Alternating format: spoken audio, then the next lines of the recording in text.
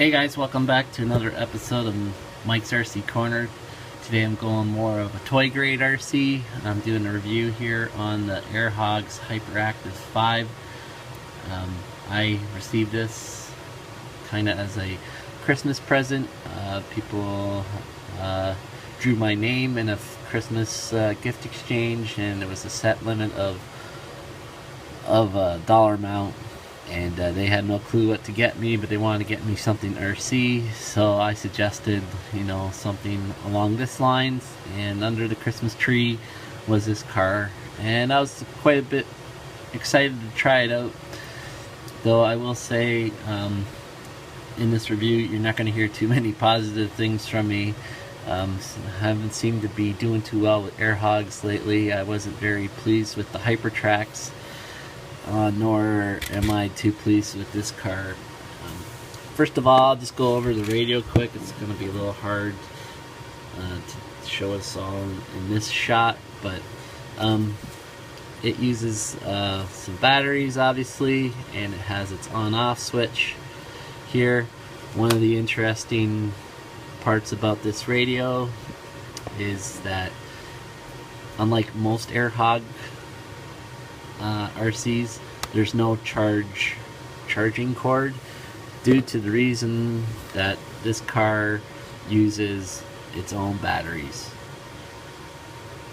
You unscrew here, open up, put your batteries in, so this car has its own separate battery source.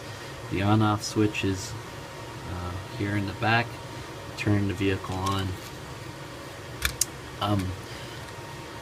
Part of the reason why I am disappointed in this RC is top speed isn't very good. It's quite slow, actually. It's pretty good if you're driving inside the house, but if you were to take this outside and get it tumbling around, it's actually quite hard to do unless you specifically have some ramps or you purposely bang it into the curb head on and get this thing to flip upside down. The wheels are quite interesting.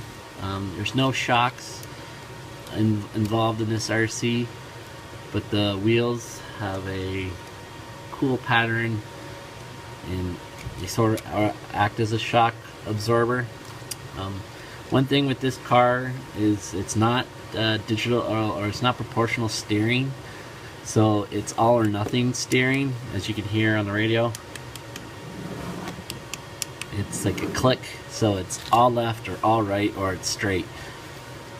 Part of the problem with this RC is it does not track straight. Underneath is that great little dial so you can set the trim, and as you can see, I have it far over as I can get it, and it still will not drive straight. I've actually taken the car apart and tried to adjust the things inside. It just will not go straight. I'm pretty disappointed about that. So I'm constantly driving at 5 feet, and I have to click the steering to the left to get this thing to go straight. The other thing is the fifth wheel is always powered when it's going, so it's two-wheel drive.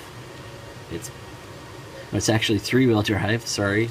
The front wheels are freewheeling. If you do flip this RC over, in order to get, so it becomes backwards. So throttling make you think go forward will actually make the car go in reverse. And if you want the car to go forward like this, then you have to throttle in reverse. So it's like opposite in your brain.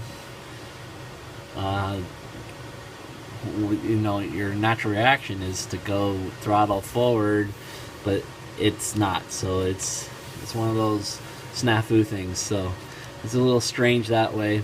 But the cool thing about that, though, is you never really have to go over and pick this RC up. It doesn't take a whole bunch to get it to flip back over on its wheels once it's upside down. The cool feature is you never have to go get it. But overall, I just say I'm really disappointed, especially with the steering in this.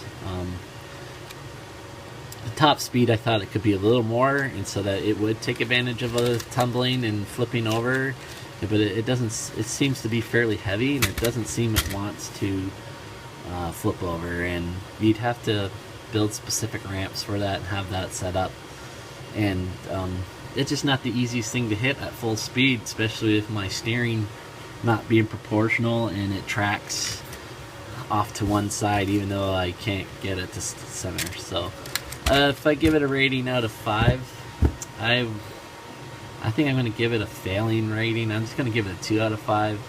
I haven't had many fun experiences with it. I rarely touch this. I tried to give it a try the other day again, and it's just like after 2 minutes I just turned it off and put it away.